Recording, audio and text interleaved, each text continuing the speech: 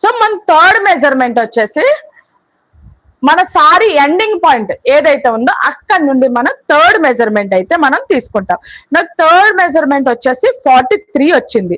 So 43 వచ్చిన దానికి మనం +5 అన్నది యాడ్ చేయాలి.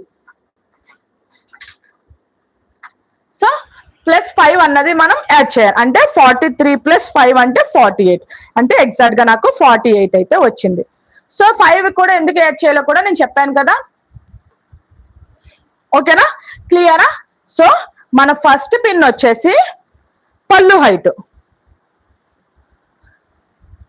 చూసారా, సారీ,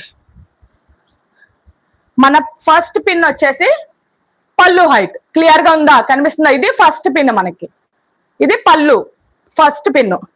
అండ్ షోల్డర్ రౌండ్, ఇది మనకి షోల్డర్ రౌండ్. ఓకేనా, ఈ రెండు కూడా మనం స్టార్టింగ్ నుంచే తీసుకొచ్చాం సారీని.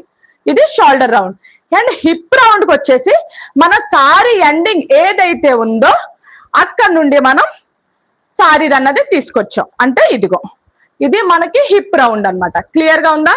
ఇది హిప్ రౌండ్, ఇదేమో షోల్డర్ రౌండ్, అండ్ ఇదేమో పళ్ళు హైట్. అంటే టోటల్ మన సారీకి 3 పిన్స్ అయితే వస్తాయి.